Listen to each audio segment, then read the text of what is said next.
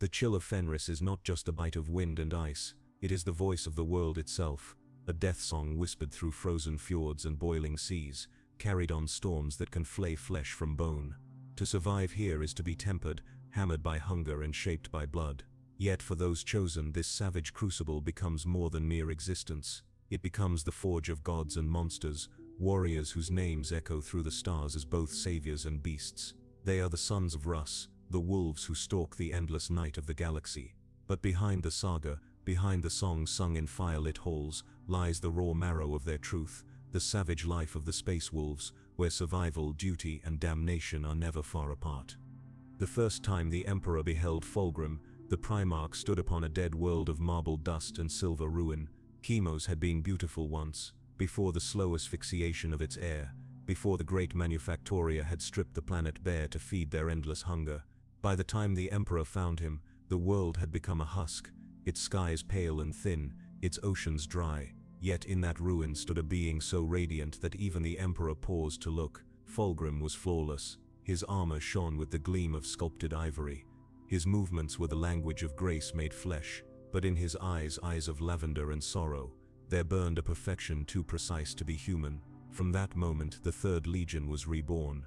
They had been crippled by plagues that ate through their gene stock, reduced to a handful of warriors barely worthy of the name. Yet Fulgrim took that broken remnant and forged from it a thing of beauty. His word became law, his vision divine. They rebuilt not merely to fight, but to inspire. To be an emperor's child was to become living art, each battle a performance, each victory a canvas of discipline and splendor. Their armor gleamed even amidst ruin. Their banners were embroidered with the twin serpents of Chemos entwined around the imperial aquila. In battle they advanced not as brutes, but as dancers, each motion deliberate, lethal, immaculate. It was said that when the Third Legion fought, even the light seemed to bend toward them. Their bolters sang in unison, their blades struck as though guided by symphony. To fight beside them was to witness perfection, to fight against them was to see one's own ugliness reflected in their elegance. The Emperor himself once praised them as his most ideal sons, the living manifestation of his dream for humanity. But perfection, as Chemos had once learned, comes at a price. Fulgrim's pursuit of beauty was not ambition, it was worship. To him the universe was a broken statue, and he its destined sculptor. He sought purity in all things, in discipline, in war, in art. He demanded that his warriors polish their armor until it mirrored the stars, that they recite their battle hymns with the clarity of choirs. He corrected even the smallest flaws in their form, not out of cruelty but out of love, because in his eyes anything less than perfection was a betrayal of the Emperor's dream. And his sons followed him willingly, even eagerly. For to disappoint Fulgrim was to mar a masterpiece. They took pride not only in victory, but in the manner of it, the perfect angle of a sword's arc, the seamless rhythm of a formation. When they fought, they believed they were not killing, they were creating. Each battle was a brushstroke upon the canvas of history. But within that devotion something began to stir. It was not heresy. No, not yet. It was a whisper, a restlessness, an unease. Perfection once achieved, leaves nowhere to go. And in the stillness that followed each flawless triumph, they began to hear the hollow sound of their own excellence. They sought new challenges, greater beauty, deeper refinement. Victory was not enough. It had to be exquisite. Death had to be poetic. War itself had to become art. Fulgrim encouraged it at first, proud of their refinement, blind to its edge. When his warriors began to ornament their armor with intricate filigree, he called it expression. When they began to record the cries of dying enemies as part of their victory hymns, he called it passion. When they began to linger on the sensations of combat, the scent of promethium, the tremor of impact, the beauty of destruction, he saw only dedication, but others did not. Some whispered that the Third Legion had grown too proud, too theatrical. Others envied them, for though they shone brightest, they cast the longest shadow. It was during the Great Crusade upon the irradiated world of Sherborne that the first fracture appeared. Fulgrim himself led the assault, his blade, fire blade, cutting arcs of molten light through the enemy ranks. The alien defenders were primitive, but they fought with desperate cunning. In the aftermath, when the battle was done, Fulgrim stood upon the corpse-strewn plain, breathing in the stench of victory as if it were perfume. Around him his sons began to decorate the fallen, arranging their bodies into patterns, spirals, crescents, mosaics of death. When his captains approached and asked if they should cleanse the field, Fulgrim merely said, "Leave it, even ruin can be beautiful." The remark spread through the legion like wildfire. Beauty, they decided, did not belong solely to life. It could dwell in decay, in ruin, in the way light caught on blood. The line between reverence and obsession blurred. They began to keep relics of battle, not for remembrance, but for aesthetic study. A shattered helm, a splintered bone, a fragment of enemy armor, each became a token of art. They believed they were glorifying war. They were in truth glorifying themselves. In the quiet corners of their ships, the artisans of the Legion worked without sleep, crafting sculptures from the wreckage of conquest. Some were magnificent, others grotesque. Fulgrim praised them all. Perfection, he told them, is not an act, it is an eternity. And so they pursued it, never noticing the faint tremor beneath their words, the beginning of hunger. But the galaxy has no patience for perfection. It is a thing that invites ruin, as light invites moths. Somewhere in the depths of the Imperium, something began to take notice.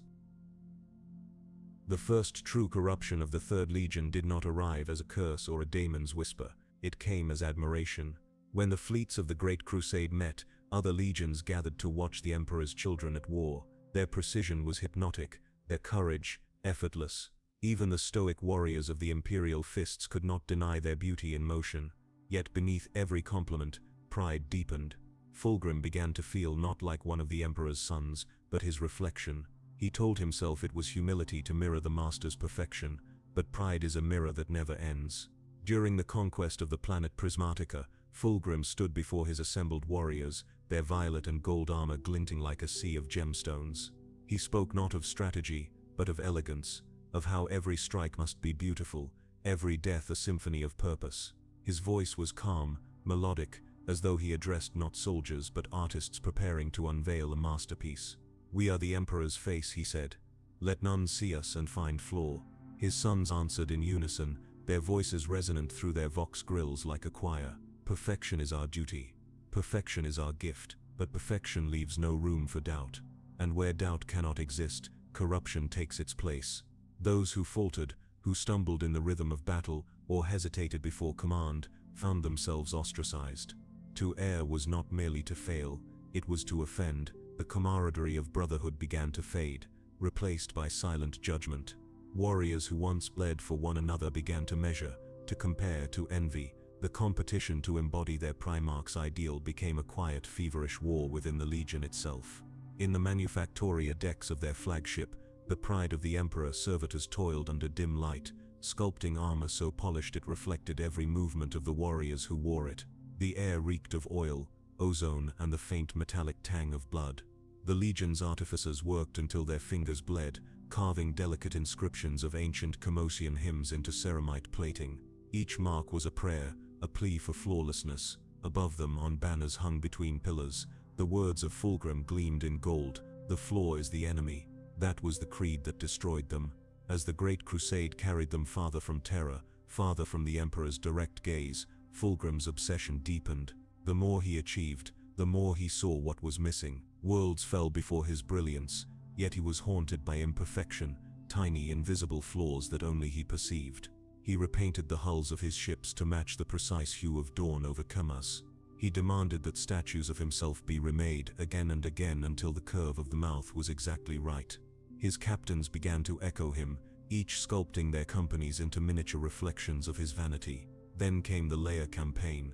The Xenos species known as the Leia were unlike any humanity had faced. Their architecture shimmered like liquid glass, their weapons hummed with resonant tones. Everything they built seemed to sing. When Fulgrim set foot within their crystalline halls, he was entranced. Their technology did not simply function, it was art that lived.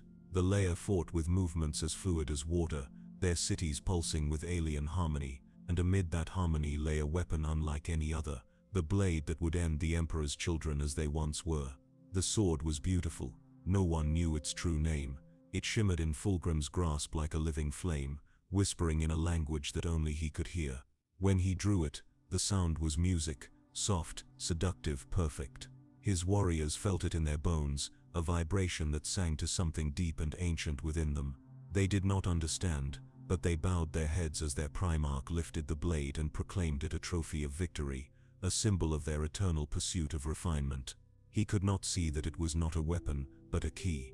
From that moment, the dreams began. Fulgrim's nights filled with visions, symphonies without end, colors that bled beyond sight, sensations that defied words. He awoke trembling, exalted, afraid. The blade whispered to him in those moments, its voice gentle, persuasive, like an artist coaxing a student toward revelation. It spoke of purity through indulgence, of perfection not through control but through surrender. It told him that the Emperor's dream was only half-formed, that true beauty could exist only when all restraint was cast aside. At first, Fulgrim resisted. His pride was still loyal, his mind still fixed upon the Emperor's light. But the whisper knew him better than he knew himself. It did not command, it complimented. It told him what he already believed, that he was the only one who truly understood the divine potential of humanity, that the others, Guilliman with his cold precision, Dawn with his fortresses, even Horus with his charisma, were limited by fear of flaw, that Fulgrim alone could ascend beyond it. And so, the seed took root. In the years that followed, the change spread quietly. Their ceremonies grew longer, their armor more ornate. The music they played before battle became stranger, more layered, built of tones that made mortal minds ache. Warriors began to modify their armor not only for function, but for sensation, adjusting servos to feel the vibration of impact, altering helm receivers to capture sound more vividly. Pain, once a distraction, became another texture to explore. The Legion was becoming something new, something that no longer served war, but worshipped it.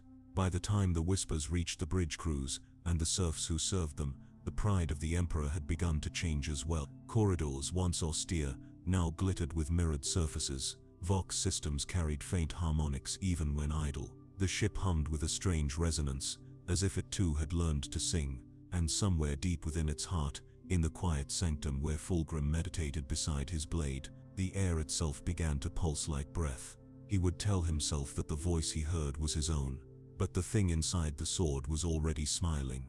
The decline of the Third Legion was beautiful to behold, like a flower wilting in slow motion, its decay so elegant that few recognized it for what it was.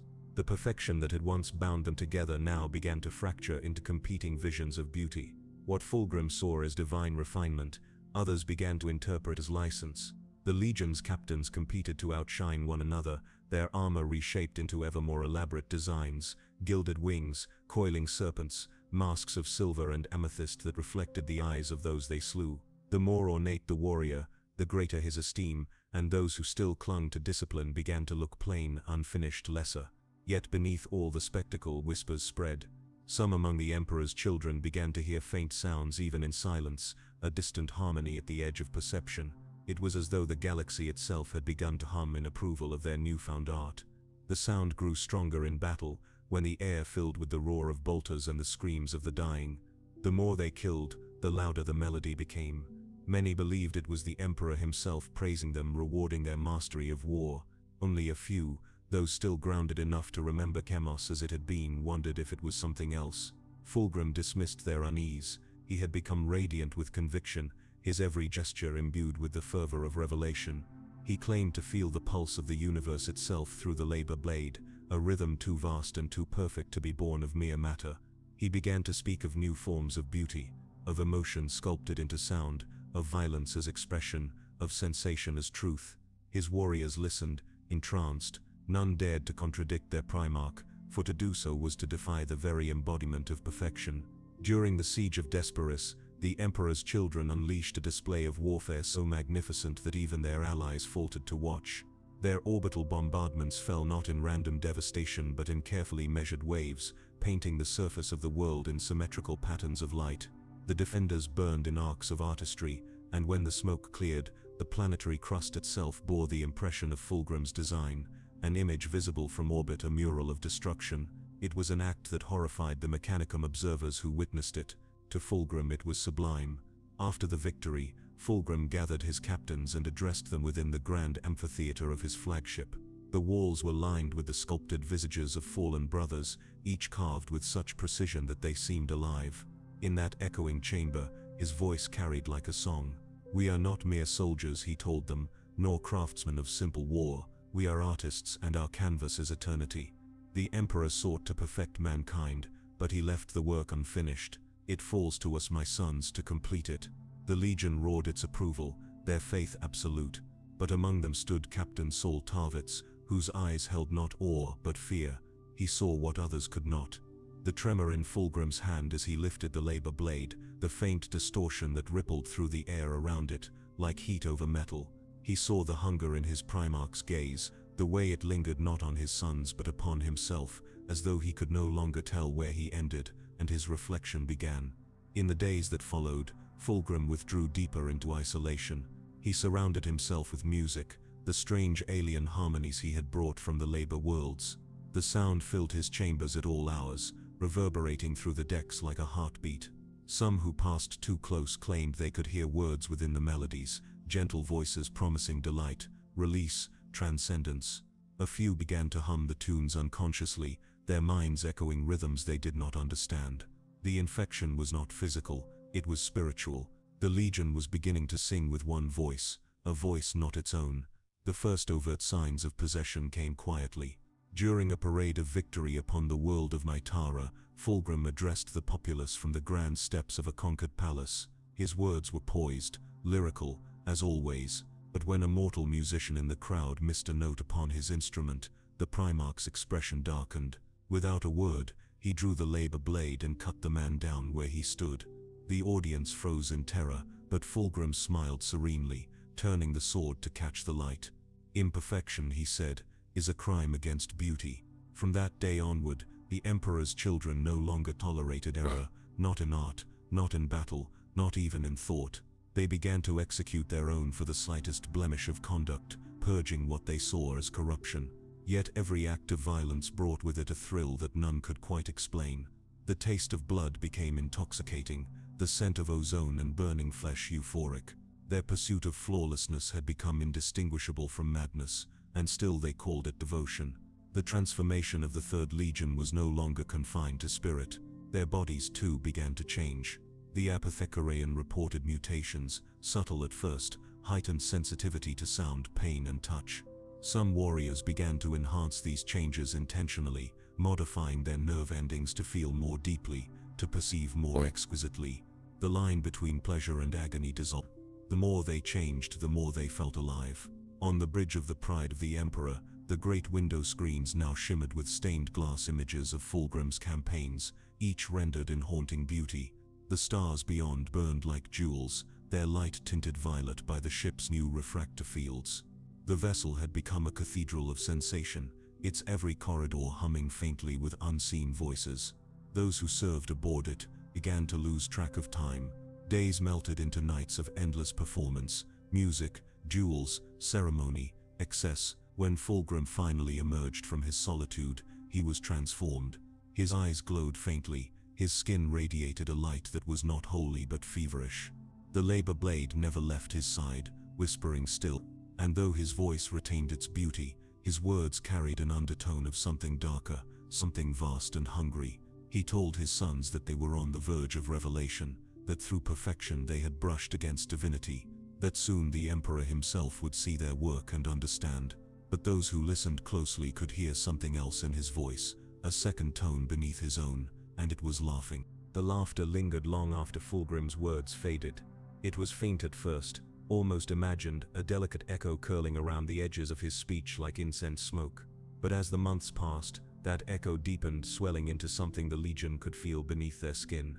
They mistook it for awe. In truth, it was the slow unraveling of their souls. Their campaigns grew crueler. Planets that once might have been conquered swiftly were now made into stages for the Emperor's children to perform upon. They did not merely wage war, they crafted it. Cities were leveled not for strategy, but for composition. Civilizations were dissected for the sake of artistic study. Even the dying were arranged in poses before death took them, their final gasps shaping the air like the closing notes of a symphony. On the world of Sinara, Fulgrim ordered the execution of an entire city because its architecture displeased him. When his warriors hesitated, he explained that ugliness was a contagion, an affront to the perfection he sought. "We are surgeons of reality," he said softly, his voice filled with false gentleness, "and the imperfect must be cut away." The massacre was total. When the fires burned out, the city had been remade into a spiral of glass and ash visible from orbit, a monument of annihilation.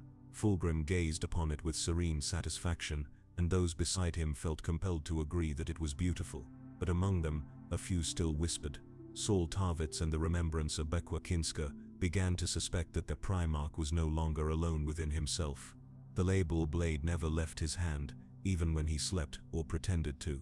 It glimmered faintly in the dark, and sometimes, when Fulgrim was still, it seemed as though the sword pulsed with breath. One night, aboard the Pride of the Emperor, Fulgrim summoned Kinska to his private gallery. She was an artist of renown, whose symphonies had once brought even stoic warriors to tears. Fulgrim asked her to compose a piece worthy of the Legion, a symphony that would capture the essence of their perfection. She worked tirelessly, inspired by his words and his impossible presence. When she finally performed it, the entire ship attended. The first note was soft, a whisper, and then it rose, blooming into sound that filled every mind and nerve. It was too much. The melody clawed through emotion and thought alike, stripping away restraint. The audience screamed, some in ecstasy, others in agony, but none could stop listening. Warriors tore off their helmets, weeping. Others began to laugh uncontrollably, or fall to their knees as visions overtook them. By the time the final note died, the deck was strewn with corpses, some from rapture, some from self-inflicted ruin. Fulgrim stood unmoving at the center, eyes closed, a faint smile on his lips. The sword at his side glowed like molten silver. When he finally opened his eyes, they were no longer merely human. From that day onward, there was no doubt. Fulgrim was not simply inspired by something divine, he was possessed by it, and the thing that had claimed him was older and vaster than any god the Imperium had ever named.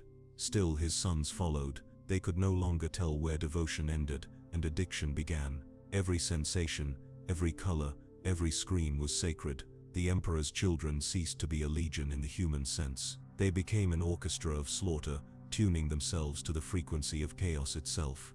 During the Great Crusade's twilight, the truth could no longer be hidden. The whispers became open laughter. The once proud legion painted their armor in hues that defied comprehension, daubed in colors no human eye could comfortably perceive. Their war cries turned to song, their battles to performances of torment and ecstasy. When the Horus heresy finally began, the Emperor's children did not hesitate to turn. To them, rebellion was not betrayal, it was liberation. They had already abandoned their father long before the first shot was fired. Horus merely gave them permission to stop pretending. And in the moment they declared for him, Fulgrim's laughter rang across the warp, clear, triumphant and utterly inhuman. It was the sound of a god being born through the throat of a fallen angel. There is a point beyond beauty where the senses break, a threshold past which the human mind ceases to distinguish between pleasure and pain, between creation and destruction. It was here, upon this knife's edge of sensation, that the Emperor's children built their new empire. What had once been a legion of artists, soldiers and poets was now something unholy, an orchestra playing for a god that did not yet have a name. After Sinara, Fulgrim's transformation could no longer be disguised as mere obsession. His every movement was poetry twisted into nightmare. When he walked, the air trembled with the echo of unseen music. His voice, once uplifting, had become a siren's whisper, each syllable laced with something both divine and poisonous. He began to speak less of duty and more of transcendence. The flesh, he told his sons, is clay. The soul is song, and perfection is the sculptor's final cut. At first, they listened because he was their Primarch, and his words were truth. But as the weeks became months, that truth began to warp. The warriors of the Third Legion found themselves unable to rest. Food tasted hollow. Battle felt dull unless it was conducted with elegance. Even the simple act of polishing their armor became ritual, a kind of worship. They began to carve scripture into their pauldrons, lines from Fulgrim's speeches, verses that praised beauty, symmetry, sensation. Those who could not feel this new divinity within them grew fearful. Some resisted, trying to cling to the discipline of old, but the majority yielded to the slow intoxication of their Primarch's presence. Their devotion turned inward. Perfection was no longer about serving the Emperor, it was about surpassing him. It began subtly. The remembrances aboard the Pride of the Emperor were encouraged to produce art that captured emotion, not obedience. Fulgrim's private galleries swelled with works so vivid they seemed alive, portraits painted in blood mixed with pigment, statues carved from living flesh that pulsed faintly beneath their marble skin. Each piece was a hymn to excess, a reflection of the corruption spreading like a fever through the ship. Saul Tarvitz, one of the few who still remembered restraint, began to notice the change in the eyes of his brothers. They no longer saw comrades, they saw instruments. He confronted his superiors, but they only laughed, telling him that he was too dull to understand the future. Perfection requires sacrifice, they said. Perhaps you are not beautiful enough to see it. And then came the song.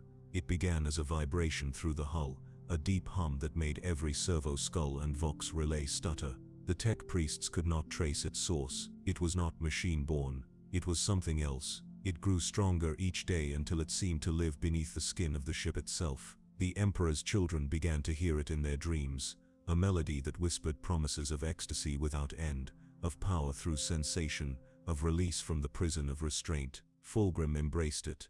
"Do you hear it, my sons?" he asked one night upon the command dais. "That is the universe calling to us. That is the true song of perfection, the one even the Emperor feared." The next campaign sealed their fate. They descended upon the world of Prismatica 9, a colony famed for its crystalline deserts and refractive storms. The battle should have lasted hours. It lasted weeks. Fulgrim ordered his warriors to capture the planet, not through conquest but through art. "Let the battlefield become your canvas," he said. "Let every strike be a brushstroke. Let every death sing." And they obeyed.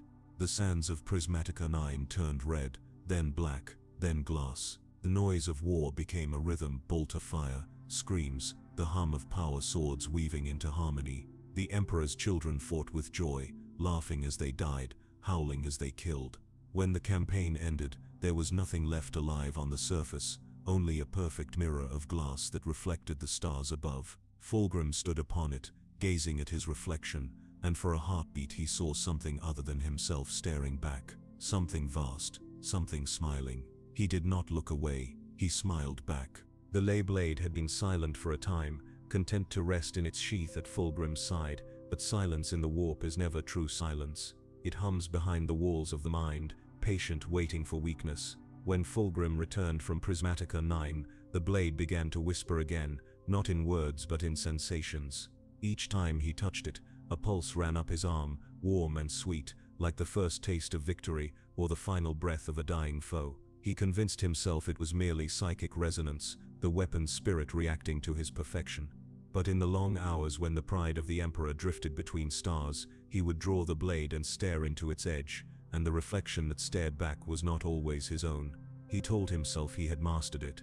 He told himself he could contain it, just as he had contained the doubt that gnawed at his sons. But the truth was that the blade was no longer a weapon. It was a window. Through it, Fulgrim began to see shapes moving in the spaces between thought, colors that had no name, harmonies too vast for mortal ears. He began to paint again, his hands trembling, his breath ragged with inspiration. He created works so intricate, so divine, that those who looked upon them wept or went mad. And always beside him, the blade gleamed, its surface rippling like a pool disturbed by wind. The whispers grew bolder.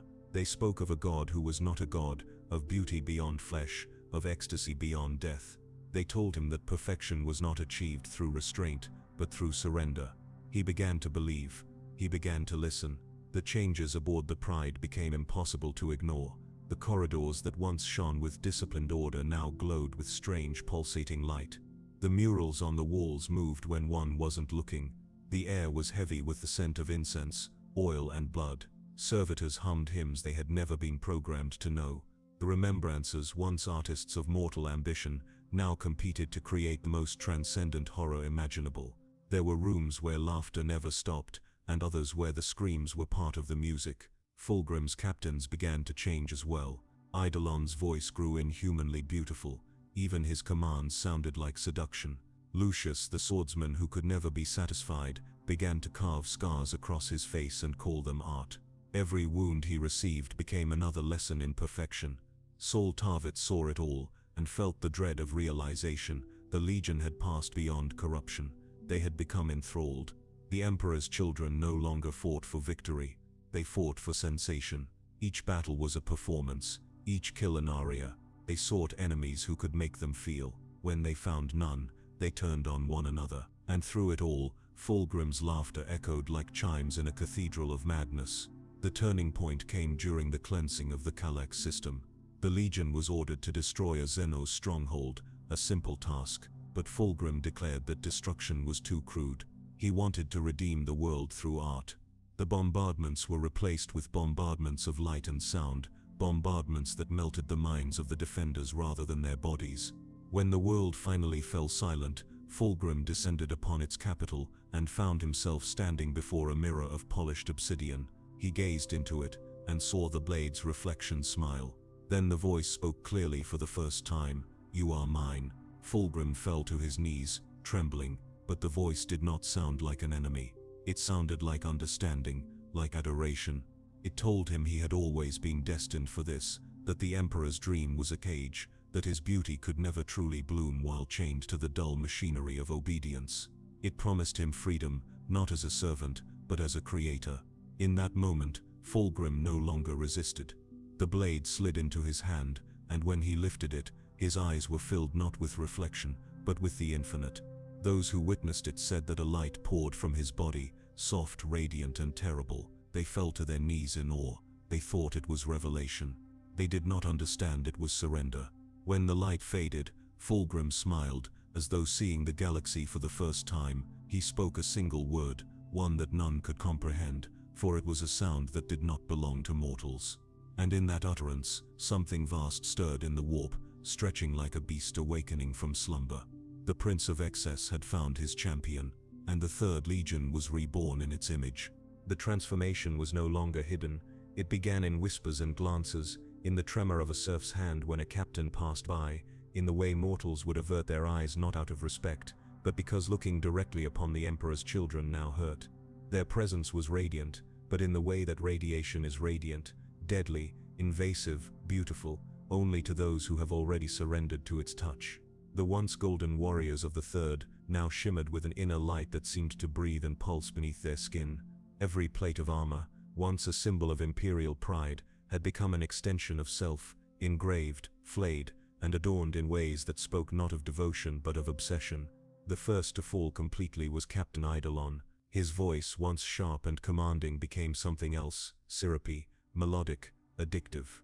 It was said that when he spoke in battle, entire squads of mortals dropped their weapons in ecstasy or despair, unable to distinguish between rapture and agony. His warriors began to follow him not out of loyalty, but because they could not bear to be apart from the sound of him. He led from the front lines, his armor dripping with oils that steamed in the cold air, his weapons singing as they struck. To fight beside Eidolon was to walk into the storm of divinity, and to be consumed by it. Lucius too found his truth. The swordsman had always been driven by vanity, but now his perfection became parasitic. He sought opponents not to defeat them but to devour their skill. Every duel, every blade clash was a ritual of absorption. He learned how to make others die beautifully, and in doing so he made himself immortal in a way that had nothing to do with the flesh. His armor was a living tapestry of his victims, etched with the names of those he deemed worthy enough to be remembered. His laughter echoed in the blood-soaked corridors of captured ships, manic and sincere all at once. The pride of the Emperor itself began to warp. The ship was alive now, or at least something within it was pretending to be. The walls throbbed faintly, veins of pink light pulsing through metal. Voxcasters whispered in the voices of the dead, their static harmonized into distant angelic choirs. Those who slept heard the same melody in their dreams, a low, endless hymn that promised perfection just beyond the veil of madness. Some of the crew tore out their ears to escape it, but even deafness could not save them. The music lived in the bones. Saul Tarvitz watched his brothers descend into this glorious ruin, and felt powerless. He tried to reach them, to remind them of what they once were, the Emperor's chosen, the shining example of humanity's triumph over barbarity. But his words fell like stones into a bottomless sea. The laughter that answered him was not cruel, merely distant, as though they pitied his blindness. "You still think perfection is found in duty," one of them told him softly, "but duty is a chain. We have broken ours." It was during the siege of Paragon that the corruption revealed its true depth. Fulgrim led the assault personally, his armor resplendent, his face luminous with something not of this world. The defenders were slaughtered not for conquest but for art. Fulgrim ordered his apothecaries to preserve the bodies, arranging them in vast displays across the city's plazas. They became sculptures, frozen choirs of agony, positioned to capture the precise moment of surrender. When the sun set, the glass towers reflected the scene 1,000-fold, and Fulgrim called it the Symphony of the Slain. The symphony lasted 3 days. By its end, even the air tasted of copper and perfume. Those who survived whispered that they had seen Fulgrim converse with something invisible, an outline of light that hovered near him like a lover's shadow. Sometimes it whispered back. Those who overheard claimed they could not distinguish the sound from their own heartbeat. When he finally returned to his ship, Fulgrim was different. His eyes were clear, too clear, his movements too fluid, as though the laws of the material world no longer bound him. The labor blade was gone. In its place, Fulgrim carried a new weapon, an ornate sword that seemed to hum with silent laughter. The artisans who forged it swore they had done so under his command, but none remembered the process. Some said the weapon had forged itself, growing from the blood of the slain, shaped by Fulgrim's will alone. They named it the Fire Blade, though none could say why. The Emperor's children were no longer a legion, they were a cult. They no longer fought for the Imperium, they fought for the rapture of their primarch's gaze. Fulgrim no longer issued commands, he offered invitations. His warriors followed him willingly, intoxicated by the promise of perfection, deaf to the sound of their own damnation. And somewhere deep within the warp, something stirred, a god born of sensation and silence, smiling as it reached out to claim its children. The Third Legion had found perfection, and in doing so they had destroyed themselves. The pride of the Emperor glided through the void like a gilded blade, its hull reflecting the light of distant suns, its vox relays murmuring with distorted music. Once, its approach would have been a promise of deliverance. Now it heralded something darker, an elegance that concealed rot, a beauty sharpened into a weapon. The Third Legion was en route to Istvan, summoned by Horus himself, the war master whose rebellion was whispered across the stars. To most of the Imperium, Horus's treachery was still rumor. To Fulgrim, it was revelation. He had seen it in the mirror of the warp long before the galaxy knew his name would be cursed. Horus had shown him a vision, not of rebellion but of liberation. The Emperor's grand design was nothing more than tyranny in gold. Perfection, Horus said, could not flourish in chains. To Fulgrim, it was as though someone had spoken the truth he had always known but never dared to voice. The Emperor had created sons to be tools, and Fulgrim had outgrown his purpose. In the Pride's great hall, beneath banners embroidered with the sigil of the Phoenician, the captains of the Third gathered. Eidolon stood like a statue of glass and gold, his face a mask of serene arrogance. Lucius leaned against a column, his blade whispering softly as it slid from and back into its scabbard. Tarvitz was there too, silent and grim, the last remnant of what the Legion had once been. He could feel the wrongness in the air, a hum faint but constant, like the lingering echo of a dying star. Fulgrim entered, radiant. His armor no longer bore the simple purple and gold of the old Legion. It shimmered with iridescent hues that shifted as he moved, as though the metal itself breathed. His hair flowed like liquid silver, his eyes burning with a strange fevered light. When he spoke, his voice carried music, sweet, intoxicating and terrible. "My sons," he said, spreading his arms, "the Emperor's dream has grown small, it cannot contain us any longer. We are meant to shape the future, not to be shaped by it." Some cheered, others hesitated. Tarvitz felt his throat tighten. He had seen this before, men enraptured not by reason but by faith twisted into worship. Fulgrim's words wove around them like smoke, blinding them to the abyss beneath their feet.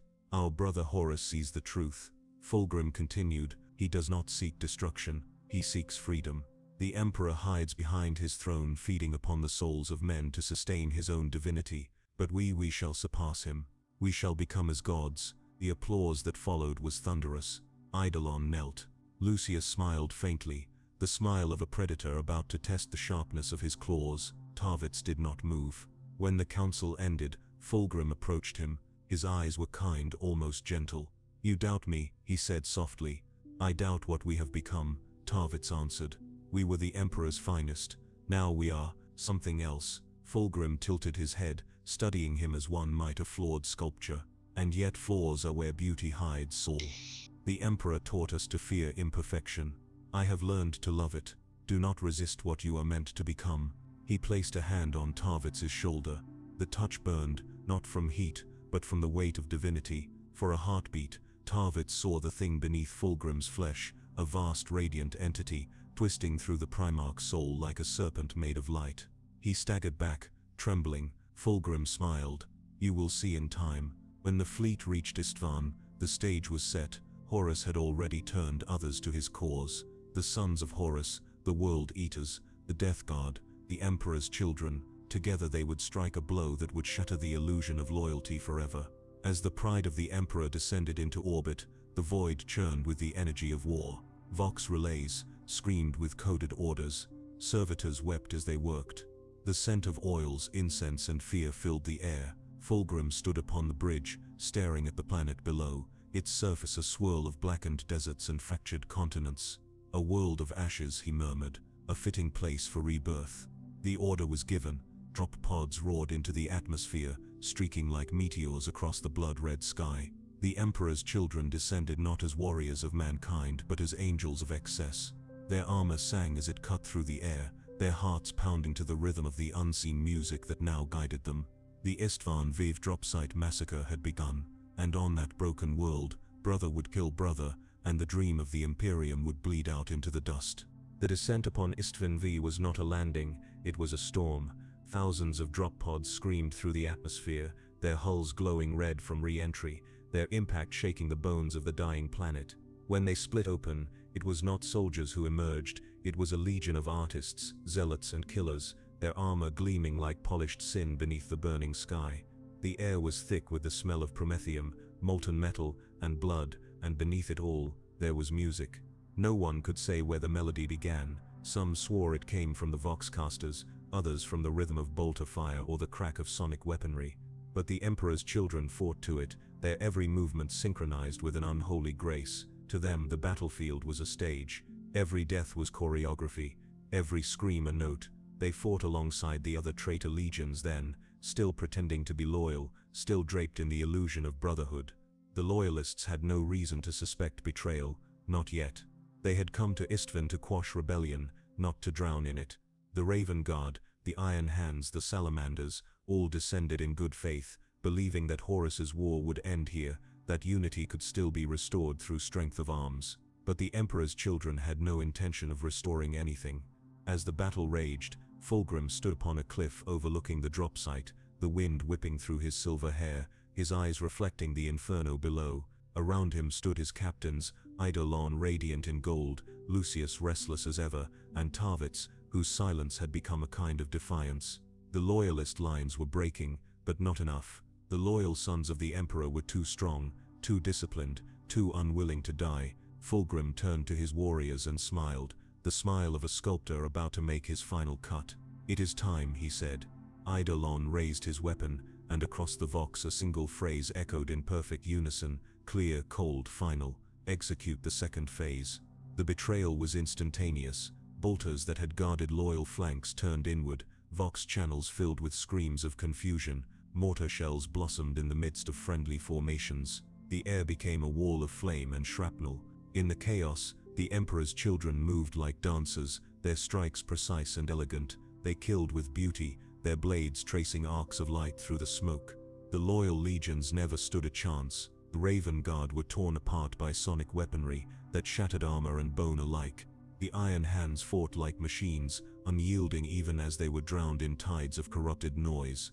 The Salamanders died as they lived, fiercely, nobly, refusing to surrender even as the ground burned beneath their feet. But there was no honor to be found in that slaughter, no valor, no redemption, only art, only ecstasy. Lucius waded through the carnage like a man possessed. Every duel was a performance, every opponent, a canvas upon which he painted his perfection. He carved his way through squads of loyal astartes, his laughter rising above the gunfire.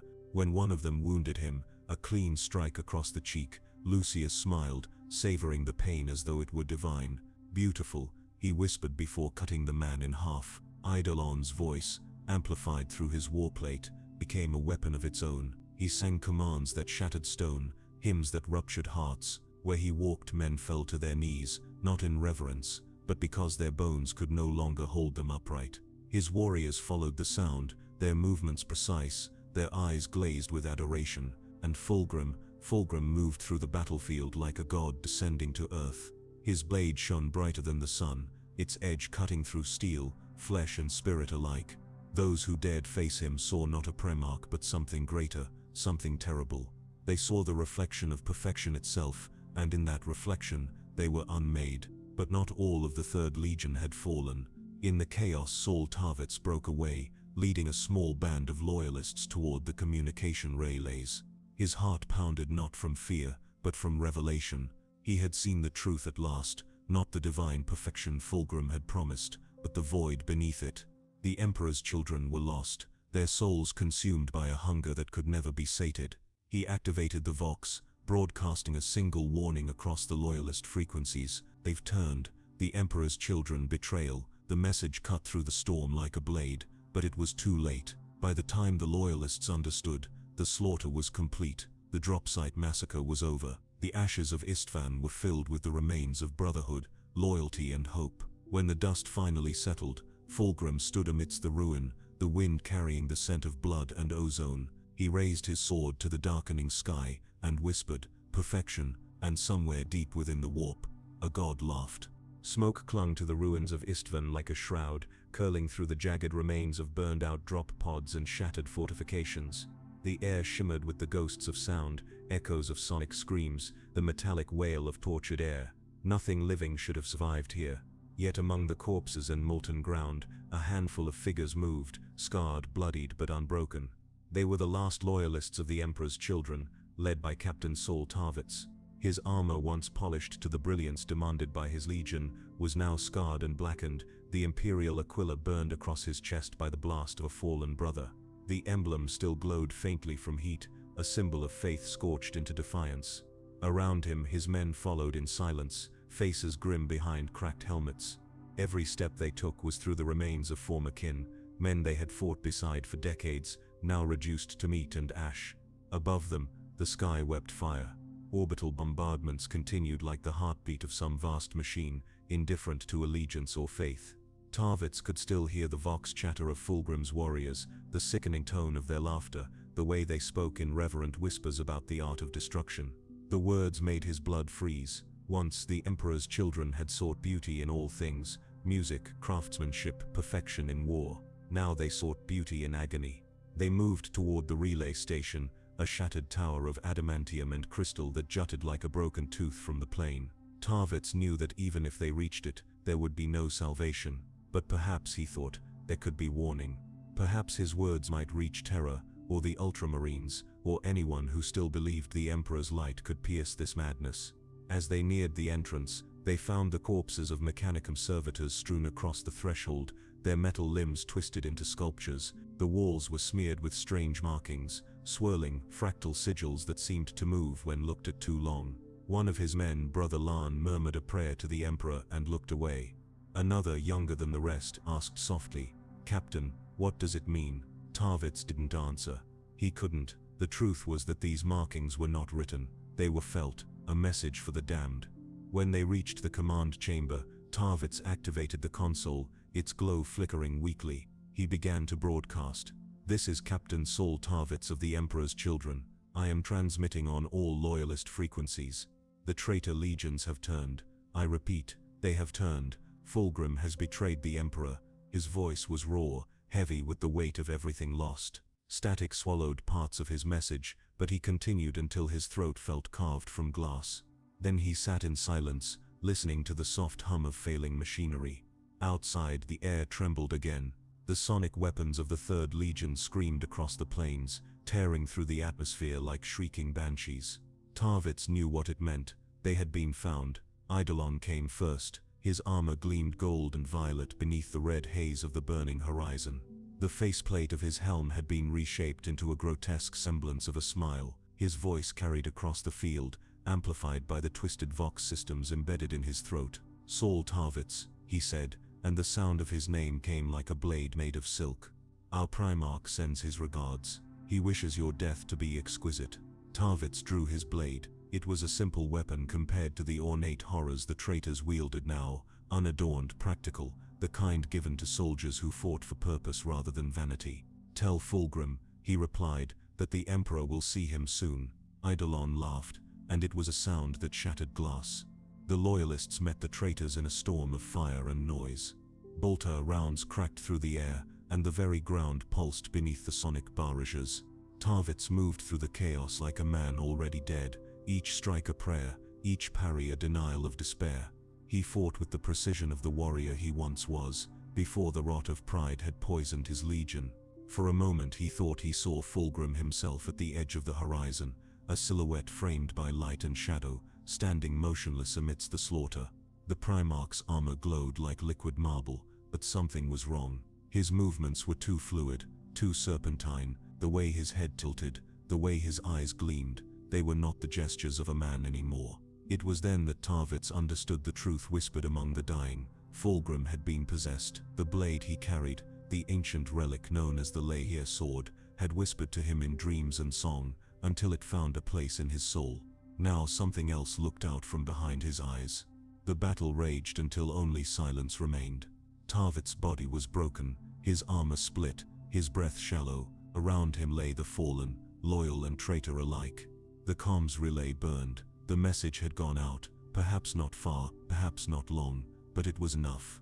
As he lay beneath the ruin of Istvan's sky, Tarvitz turned his gaze upward. The stars were still there, faint beyond the smoke, cold and uncaring. He whispered a final prayer to the Emperor, and closed his eyes, knowing that the third legion he had once loved was gone forever.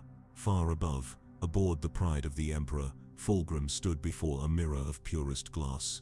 He looked at his reflection, and saw not a face but 1,000 shifting shapes, all smiling back at him. The voice within the sword whispered softly, lovingly, and Fulgrim smiled. Perfection, he breathed again, but this time it was not his voice.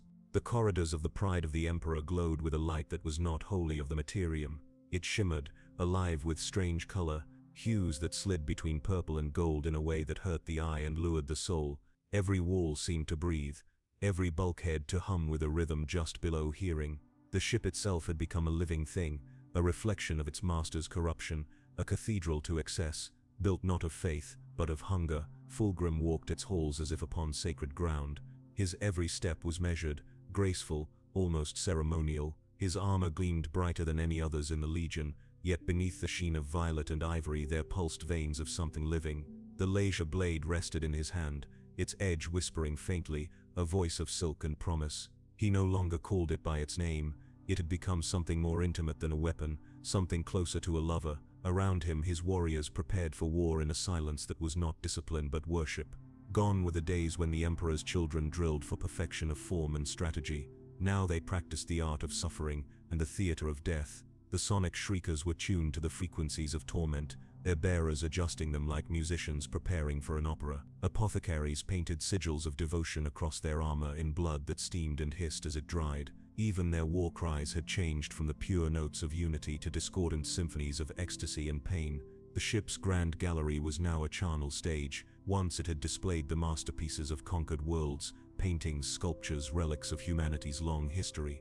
Now it displayed bodies. Some still lived, suspended in crystalline fields of stasis, their expressions frozen in eternal agony or bliss. Fulgrim moved among them like a curator inspecting his collection. He admired the curvature of a throat opened just so, the way light refracted through a tear trapped forever on a cheek. He called it beauty. His sons called it divinity. It was said that Fulgrim no longer ate, nor slept, nor required sustenance in the mortal sense. He fed instead upon sensation, the clash of battle, the scent of blood, the vibrations of screams through the deck plates. He would stand for hours before the observation port, watching the warp shimmer outside, seeing not chaos but artistry in its shifting depths. Some whispered that he had begun to hear a choir in that endless storm, a chorus of voices calling his name, promising a perfection beyond mortal comprehension. Eidolon entered the gallery and knelt. The commander's armor was adorned with spines of gold, each tipped with drops of frozen mercury. His face had been surgically altered, his jaw extended, his teeth sharpened into a cruel smile. "My lord," he said, his voice a musical rasp, "the fleet awaits your word. The Phoenician's call is answered." Fulgrim turned to him, and for a moment the room seemed to dim around that impossible gaze. "Then let them sing," he said softly. "Today the stars will hear our devotion."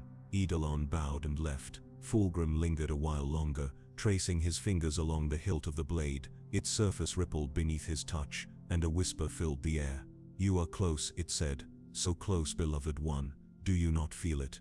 The boundary between flesh and eternity, thinning." Fulgrim smiled. "I feel it," he murmured, "and I am not afraid." The voice purred. "You were never meant to fear. You were meant to rule. Even your father cannot contain the art you have become."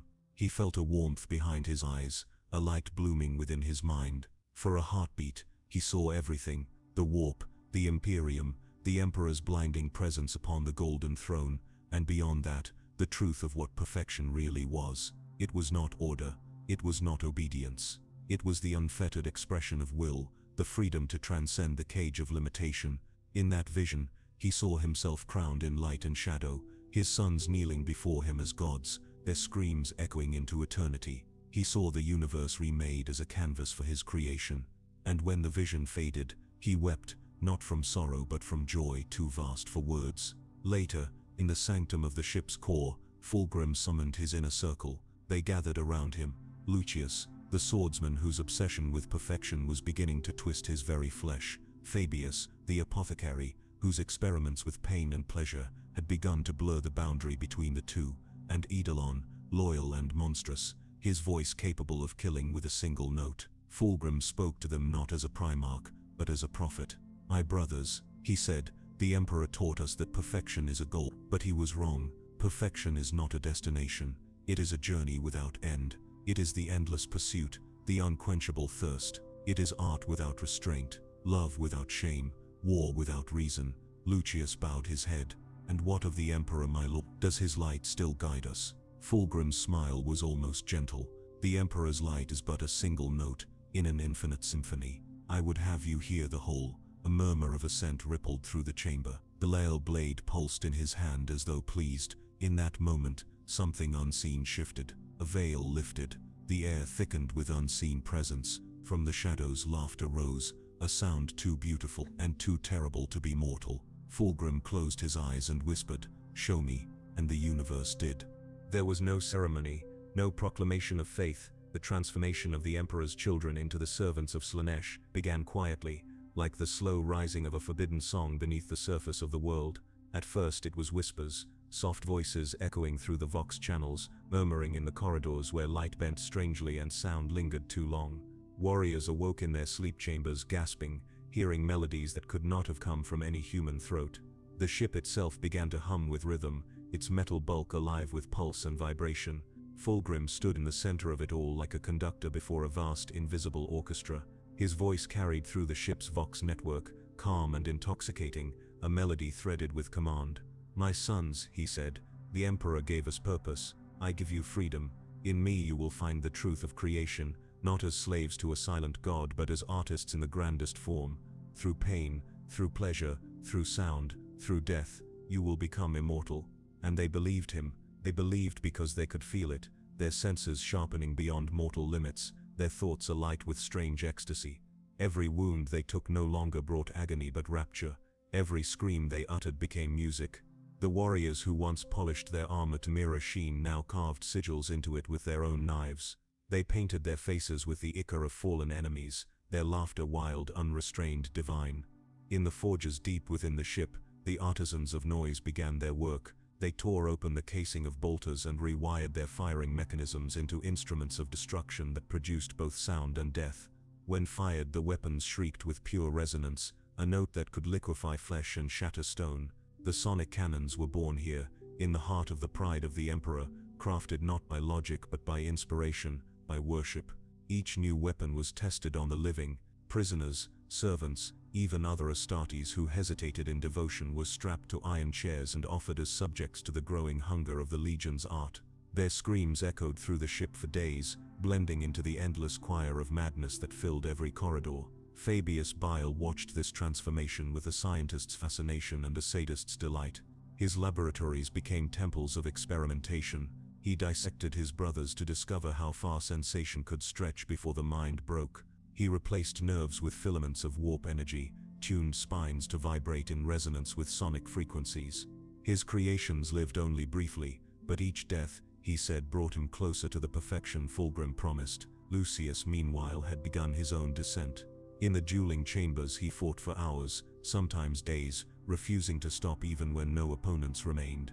His movements grew more fluid, his strikes more graceful, yet each victory brought him less satisfaction. He began to carve lines into his flesh after every fight, a map of scars chronicling his pursuit of perfection. He told himself it was devotion, but the truth was simpler. He could no longer feel alive without pain. Fulgrim watched them all with something like pride. To him they were no longer warriors, they were artists, each expressing the divine through their chosen medium. He visited their work, offered words of praise, even laid his hand upon their shoulders in blessing, but within him something else stirred. The whispers of the sword had grown louder. Sometimes it spoke as a lover, sometimes as a teacher, sometimes as something older and colder than the stars. "You have freed them," it cooed one night as Fulgrim gazed into the warp from his private chamber. "But what of yourself? You still cling to the memory of chains. You still name yourself son of the Emperor." Fulgrim's reflection in the glass was not his own. It shifted as he spoke, its features melting and reforming into shapes of impossible beauty and horror. "I am his son," he said, "but I am more." "Then prove it," the voice hissed. "Cast off his light. You know now that it blinds you. The Emperor fears what you could become. He caged you in flesh when you were meant to transcend it." The room pulsed around him. The stars beyond the viewport twisted into spirals of color.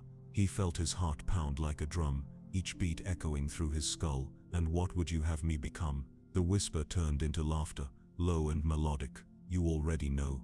The next battle was the massacre of the Labaran remnants. On a shattered world of coral and glass, the Emperor's children descended in full strength. The Labara were no longer a threat. They were broken, scattered, but Fulgrim declared that their extinction was necessary, a test of purity. His warriors obeyed without question. When the bombardment began, the sky itself seemed to scream. The sonic weaponry unleashed waves of vibration that tore the atmosphere apart. Coral towers crumbled into dust, and the oceans boiled. Amidst the carnage, Fulgrim walked unarmed, the Labara blade humming in his grip. The alien survivors knelt before him, their bodies writhing in terror or awe. He could not tell the difference anymore. He lifted the sword, and it sang. The song was not of steel but of creation, the same melody that had haunted his dreams. The sound poured through the battlefield, through the ship above, through every mind connected to his legion. Warriors fell to their knees, convulsing, weeping, laughing. Some tore off their helmets to scream their devotion to the skies. Others tore out their own eyes, unable to bear the beauty of what they saw. And when it was done, when the world was nothing but silence and glass, Fulgrim stood at its center and felt the universe watching. The veil between the material and the immaterial trembled. He heard her voice for the first time, clear, radiant, infinite. "Slaanesh," he whispered, and the name was a prayer. When Fulgrim returned from the Laveran world, he was not the same being who had left. His sons sensed it before they saw it. The air aboard the Pride of the Emperor carried a strange fragrance, sweet, intoxicating and wrong. The ship trembled with silent harmony, as if the metal itself vibrated in reverence. The warp shimmered around them close enough to taste, pressing against reality's skin like something desperate to be born. Fulgrim stood upon the bridge, staring into that endless sea of color. The stars outside no longer seemed like cold suns but like eyes, millions of them watching, hungering. His armor shone with impossible brilliance, every curve and line reflecting more light than the void could hold. But beneath the surface, shapes moved faintly, ripples of flesh and shadow that shifted when he turned his head. He could feel the sword now as though it had become part of his body. It whispered in his veins, sang through his thoughts, entwined itself with his heartbeat. At times it spoke in her voice, the one he had heard on the Laveran world, the one that had called his name with such tenderness, it made the universe itself seem small. She spoke to him now. "My child of perfection," she purred, "you have seen what lies beyond the limits of flesh. You have tasted the first note of eternity. Why do you hesitate?" Fulgrim's lips parted, his voice a whisper. "I do not hesitate. I understand." "Then understand this," she replied. "The Emperor bound you in his image. He caged your divinity in duty and law. But you were never meant to serve. You were meant to create, to feel, to become." The words struck deep. Fulgrim remembered his father's face, the stern command in those golden eyes, the silence that demanded obedience. The Emperor had called him perfect, but only as a tool, a weapon, a symbol of what humanity could be. Never as himself, never as a creator. He felt rage stir beneath his ribs, but it was not anger alone. It was revelation. "I see now," he whispered. "He feared us, all of us. Even my brothers. We were never sons. We were slaves." The voice laughed softly, and the sound was pure music. "Then break your chains, my radiant one. Let me show you what perfection truly is."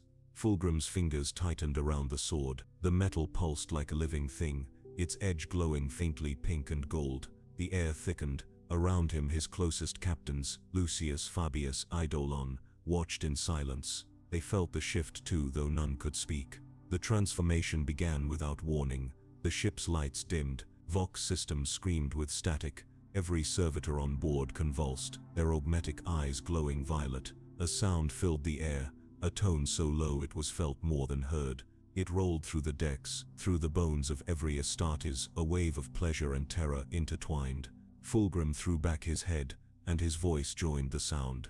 His scream was not pain but ecstasy so pure it defied meaning. Light burst from his eyes and mouth, pouring into the chamber in ribbons of color. His armor split open like petals, revealing flesh that shimmered with translucent beauty. He was becoming something else, something beyond man, beyond Primarch. Lucius fell to one knee trembling. "My lord," he gasped, "what are you becoming?" Fulgrim looked down at him, and his eyes were no longer human. They were galaxies burning with divine hunger. "Perfection," he said simply. "I am becoming what I was always meant to be." The sword rose of its own accord, spinning in the air, its song growing louder. The sound pierced the veil between worlds. The bridge dissolved into light and shadow as the warp poured in, waves of brilliance and darkness intermingling. Shapes moved within it, silhouettes of beauty and horror. Some had wings made of glass, others bodies woven from the screams of the damned. And then she appeared, Slaanesh. Her form shifted with every breath, male, female, neither, both. Her voice was a melody that consumed thought. The astartes who saw her wept, not from fear, but from an unbearable need to be near her, to touch her, to cease existing within themselves. Fulgrim fell to his knees before her, and even in his grandeur he looked small. "My chosen," she said, her words vibrating through the marrow of the ship. "You have called to me with devotion beyond all others. I grant you my gift, the gift of eternity through sensation, of art through oblivion. Will you accept me, Fulgrim?" He bowed his head, tears streaking his radiant face. "I am yours." She smiled, and the universe shuddered. "Then be remade." The Lana blade drove itself into his chest. Fulgrim gasped, not in agony but in pleasure, so total it became indistinguishable from death. Light exploded outward, flooding every corridor of the Pride of the Emperor. The crew screamed as it washed over them, their bodies convulsing, reshaping, transforming. When the light faded, the ship was silent. The stars outside had gone dim, as if bowing in reverence. Upon the floor lay Fulgrim's body, still and perfect. The sword rested beside him, its edge cooling. For a long moment, no one moved. Then he rose, but the being that stood was not the Primarch they had known. His flesh shimmered with impossible iridescence, wings of light unfurled behind him, and his eyes burned with the colors of the war. His voice, when it came, was a chord, beautiful, terrible, absolute. "Behold," he said, "your God reborn." The Emperor's children fell prostrate before him, their voices joining in one exultant scream. Across the warp, something vast and eternal stirred. Slaanesh's laughter rippled through the Imperium like the tolling of divine bell. The Phoenician was no longer a son of the Emperor. He was now the Prince of Excess, and the galaxy would never know silence again. The galaxy had known many horrors before the heresy, the soulless tide of the Necrons, the ravenous hunger of the Tyranids, the green apocalypse of the Orcs, but none compared to the music that followed in the wake of the Emperor's children. It was not merely death that they brought, but transformation. To hear them was to be undone, to see them was to question the meaning of beauty itself. In the centuries that followed Fulgrim's ascension, the Third Legion became something more than a fighting force. They became a choir of madness, a moving cathedral of sound and color, their fleets drifting through the void like great instruments of divine blasphemy. No longer bound by duty or loyalty, they served only the will of sensation. Theirs was a crusade without goal or mercy, each war a performance, each massacre a masterpiece. The Pride of the Emperor had changed beyond recognition. Once a vessel of gleaming perfection, it was now a labyrinth of living metal and warped geometry. Its walls pulsed with rhythm, veins of light threading through flesh-like surfaces. The ship breathed in time with the pulse of the warp, its heart synchronized with Fulgrim's will. Servitors grafted into the hull screamed in unison with every warp jump, their agony feeding the ship's propulsion. Fulgrim sat upon a throne sculpted from the fused remains of angels and traitors alike. His body no longer obeyed the laws of nature, his skin shimmered like liquid glass, his wings folded and unfolded in patterns that defied geometry. Around him, his most devoted sons played instruments made from the bones of saints and the throats of slaves. Each note they struck resonated through the ship, carrying with it waves of pleasure and despair. He listened with closed eyes, his face serene, as though lost in rapture. When the final note faded, he smiled, a slow, languid expression that could have belonged to a god or a corpse. "Perfection," he whispered, his voice both caress and command, but still incomplete. "There is a higher pitch, a truer note waiting to be struck." Lucius stood below the throne, his armor covered in scars and etchings that moved like ink under his skin. His face was a map of ecstasy and ruin. "We will find it, my lord," he said, his voice trembling with adoration. "We will make the galaxy sing for you." Fulgrim's gaze turned toward him, and Lucius flinched, not from fear but from awe. "Yes," Fulgrim murmured, "you will, but remember, my beloved, the song must never end. To finish it would be to limit it. We must always reach higher, even if it means tearing the stars apart." Elsewhere aboard the ship, the lower decks had become slaughterhouses of devotion. Mortals drawn to the Third Legion's call filled vast chambers, each one a supplicant seeking communion through agony. They painted their skin with filth and blood, cutting patterns into their flesh to honor their god. They sang until their throats tore, danced until their bones snapped, and begged for the touch of the Astartes, who had become their idols. Fabius Bile moved among them like a surgeon priest, his robes stained with the fluids of creation. His laboratories now spanned entire decks, filled with the scent of chemicals and incense. Within them, he continued his experiments, merging man and daemon, machine and soul. He no longer sought the perfection of the Emperor's design. Now he sought transcendence through mutation, evolution through torment. Each new monstrosity he birthed was another verse in the Legion's grand hymn of damnation. Lucius, meanwhile, had begun to change as well. His jewels no longer satisfied him. He had killed every opponent who could challenge his skill, but his vanity demanded an audience. So he began to fight for adoration, for worship. He would allow lesser warriors to face him, knowing they could not win, but offering them the glory of dying by his hand. Their deaths were not mere victories but gifts, each one an echo of Fulgrim's philosophy, that art and pain were the same thing, that creation required destruction. There were times, however, when Lucius caught his reflection in the mirrors that lined his chamber, and saw something looking back that was not him. Its eyes were hollow, its mouth curved in mockery. Sometimes it spoke. "You think yourself eternal," it would say, "but you are nothing but a shadow cast by a greater light." He would shatter the glass each time, but the voice always returned. On distant worlds, the Emperor's children unleashed their new gospel. They struck hive cities not for conquest but for the spectacle of their fall. They filled the air with the sound of choirs that drove mortals mad. Civilians danced in the streets as sonic waves shattered their bones, their laughter mixing with the music of death. The Astartes moved through the carnage in perfect rhythm, each kill a step, each scream a note. Imperial forces that encountered them described the experience not as battle, but as a performance. The Vox records of one Astra Militarum regiment captured the final moments of a world's fall. Their singing, a soldier whispered before the transmission dissolved into static. "Emperor, forgive us, they're singing as they kill us." And Fulgrim, far above, listened to it all.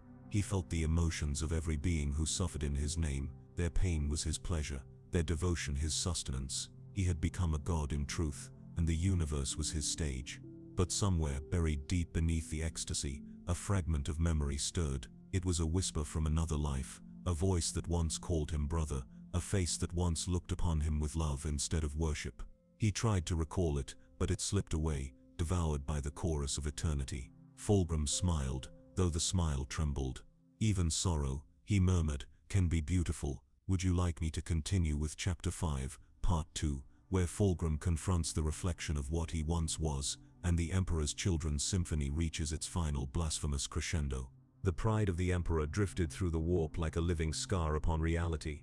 Its vast hull shimmered with colors that did not exist in the material spectrum, hues that burned into the minds of those who dared to look upon it. Inside, the air was thick with incense and distortion, with the pulse of endless rhythm echoing through every deck. The ship sang, not in melody but in vibration, a heartbeat that resonated through the bones of all who lived within. And at the heart of that labyrinth Fulgrim dreamt.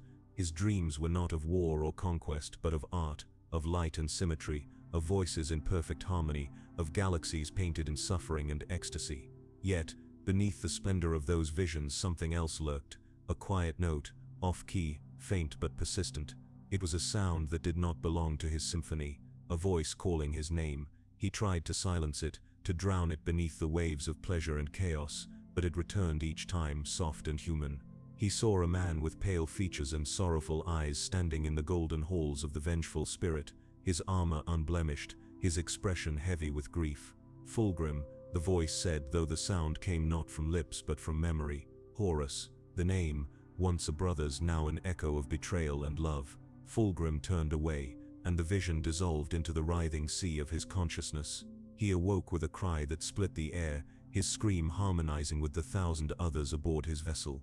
Lucius entered moments later, drawn by the sound. "My lord?" he asked, his voice cautious, reverent. Fulgrim's eyes opened slowly. They were no longer eyes in the mortal sense but shifting pools of iridescent light. "Do you hear it, Lucius?" he whispered. "The discord, the imperfection." Lucius frowned. Around them the chamber pulsed with the rhythm of living machinery. "I hear only your song, my Primarch. The galaxy itself bends to your will." Fulgrim's laughter was quiet but filled with venom. "No, my child, the galaxy resists me. There are notes that refuse to harmonize, souls that defy the rhythm." He rose, his movements fluid and terrible. Even perfection must be reminded of its place. Outside, the warp rippled as the ship shifted its course toward a nameless imperial world. It was a planet of little significance, an industrial relic forgotten by the wider Imperium. But Fulgrim had heard something in its transmission frequencies, a tone buried within the static of its distress calls. To others it was meaningless noise, but to him it was music, a challenge, a discordant thread that demanded resolution. When the Emperor's children descended upon the world, they did not come as conquerors, they came as artists. The first to die were the Vox operators, their throats shredded as sonic blasts tore through the command spires. Then came the Manufactoria, their assembly lines twisted into instruments of death, the streets filled with screams that harmonized into a single endless chord of agony. Lucius led the assault personally, his every strike accompanied by an echoing resonance that shattered armor and bone alike. His enemies tried to speak, to plead, but their words dissolved into the music. He no longer fought for victory. He fought for rhythm, for that elusive note his Primarch sought. Each time his blade found flesh, he listened for it, waiting for the perfect sound that might please Fulgrim.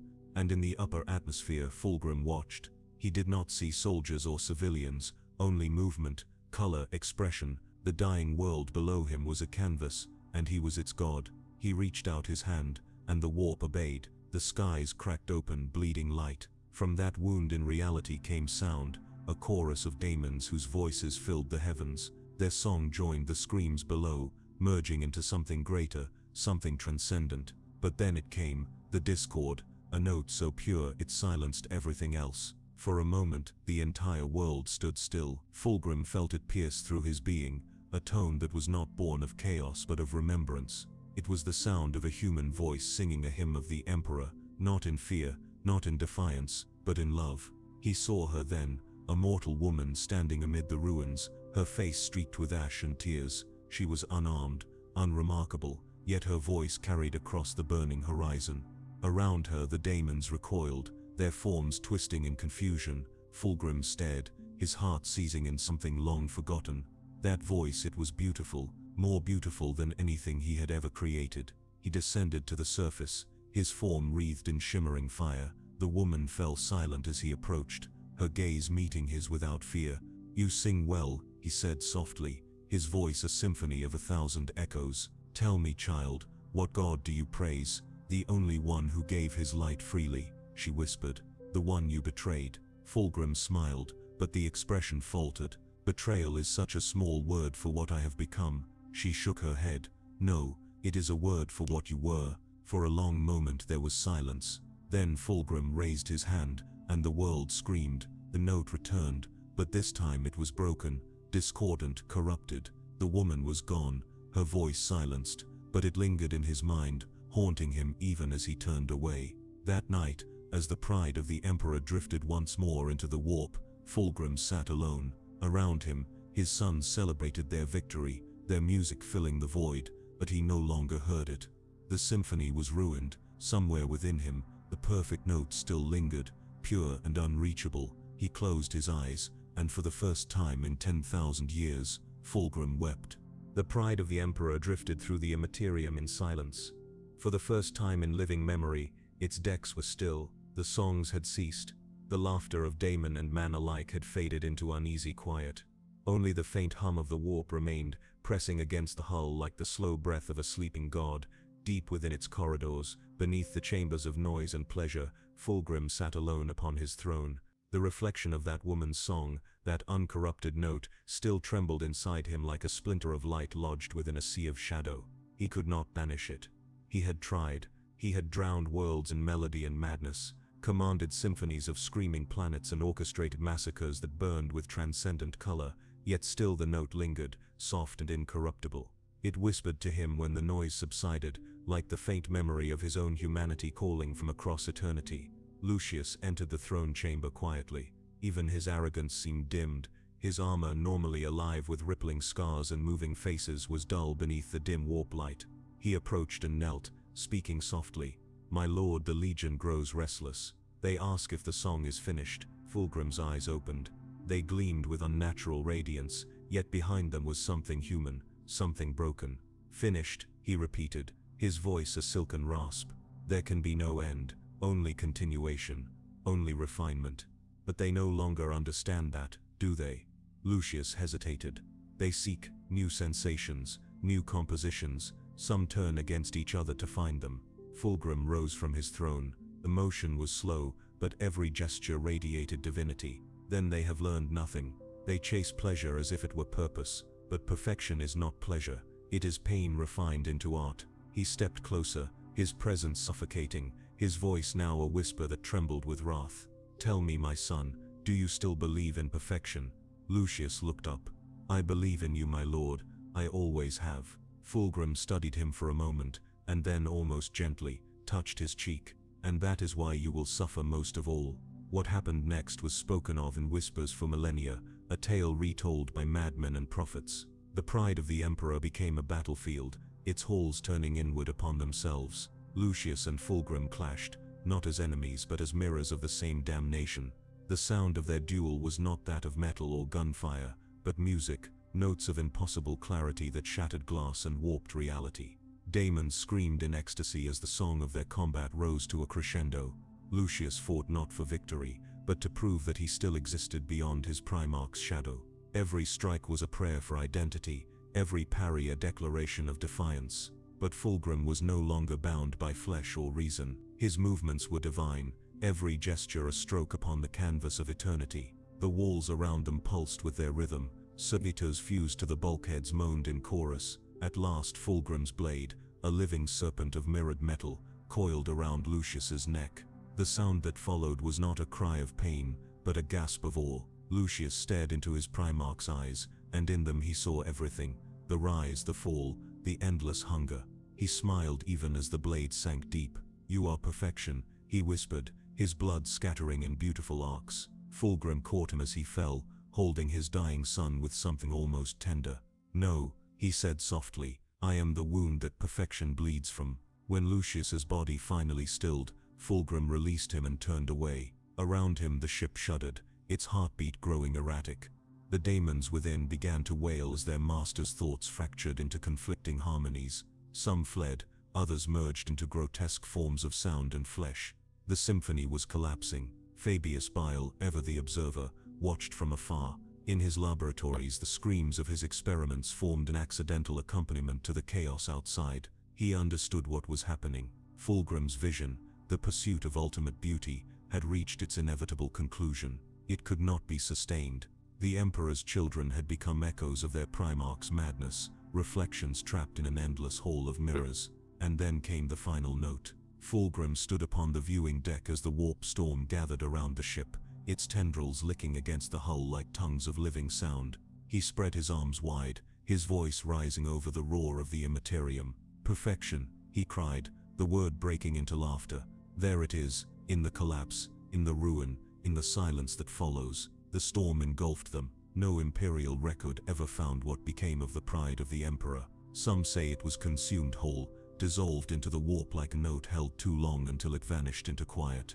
Others claim it still drifts between worlds, emerging only when the veil between dimensions thins, a ghost ship singing a melody so terrible that even daemons fall silent to listen.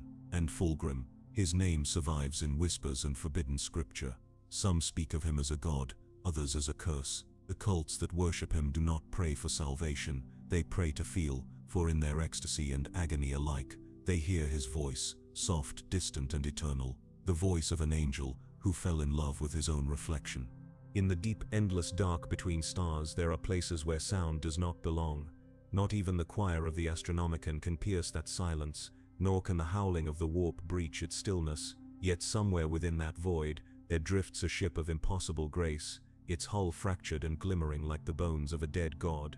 The pride of the emperor, a name once spoken with reverence, now murmured only in terror and awe. Those who claim to have glimpsed it tell conflicting tales. Some say it sails upon tides of iridescent mist, its decks alive with spectral figures locked in eternal motion, dancers without song, warriors without purpose.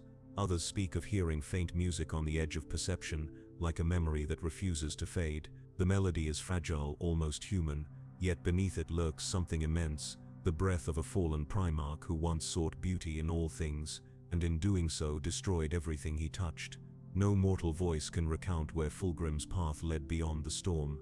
Some whisper that he found what he sought, that beyond the madness, beyond the veil of sensation, he reached the true form of perfection, silence. Others believe he wanders still, crafting his masterpieces from the souls of the lost, his laughter mingling with their screams in a harmony only the damned can hear. Whatever the truth, one thing endures: the mark he left upon creation. The Emperor's children remain his reflection. Across the galaxy they emerge from the shadows like the ghosts of forgotten operas. On dying worlds their music precedes them, a low hum that swells into a crescendo of ecstasy and death. They call it the Canticle of Fulgrim, a song without end carried from one massacre to the next. To them pain is rhythm, pleasure is truth, and art is the only faith left worth dying for. In the eyes of the Imperium they are abominations beyond redemption, yet among the ruins of the worlds they destroy there are always survivors, scarred, broken, yet alive. Some of these survivors speak of strange visions amid the slaughter, a figure of radiant beauty standing apart from the chaos, watching silently as his sons burn. His expression, they say, is neither rage nor joy but sorrow, and when he fades into light they hear one final whisper, a single word: sorry. Perhaps it is a lie, a trick of the mind born from trauma, or perhaps it is something more, a fragment of the man Fulgrim once was, still buried beneath the god he became, a lingering echo of a brother who once stood beside the Emperor and swore eternal loyalty to mankind. If so, then even the most corrupted soul in the galaxy is not entirely lost, but in truth no one knows. The Imperium does not speak of Fulgrim anymore, the Ecclesiarchy forbids his name in sermon, the Inquisition burns his likeness wherever it is found, yet in the cold silence between the stars, his song endures, woven into the warp itself, haunting the dreams of mortals and immortals alike. And so the galaxy turns, endless and cruel. The sons of Fulgrim still dance, their laughter echoing across dead moons and shattered cities. They are both the masterpiece and the curse of their creator, beautiful, terrible, eternal, for in every scream, in every fleeting moment of rapture or ruin, his legacy lives on. The sound of the Emperor's children is not merely music, it is the universe remembering that once perfection tried to sing and the song never ended.